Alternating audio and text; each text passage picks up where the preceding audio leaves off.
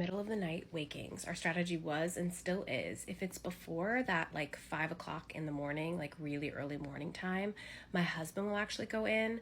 So even still, if she's gonna wake up at all, we found it's gonna be like around that like 11:30, 12 mark, and that's usually I think teething or gas related at this point. My husband will go in and soothe her back to sleep. It usually takes him like 15 minutes or so, and lays her back down, and she goes down a lot easier with him versus me going in.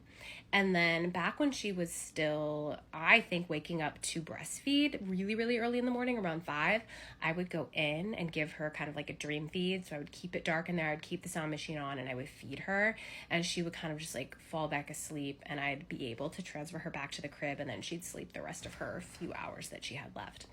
And that would usually take me about 30 minutes or so.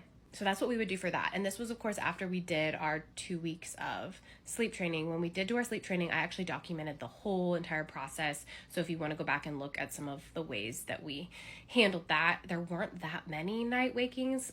It was just the hardest part was like that initial beginning of the night. I'm so glad that we decided to still go in and tend to her when she woke in the middle of the night. But I don't know what we would have done if she wasn't able to be like soothed back to sleep and transferred back to her crib. So I think we were kind of really lucky in that sense. Her night wakings now are so rare, and like I said, they're usually around that like 11 or 12 mark, so a few hours into her sleep versus like a true middle of the night, 3 in the morning. And she never wakes up at like 5 or 6 anymore. She sleeps all the way through until her like 12-hour mark. Her really early morning wake to nurse basically stopped as soon as we started giving her like 3 solid meals a day. So when she started truly eating food, and then nursing as just a supplement and a comfort thing.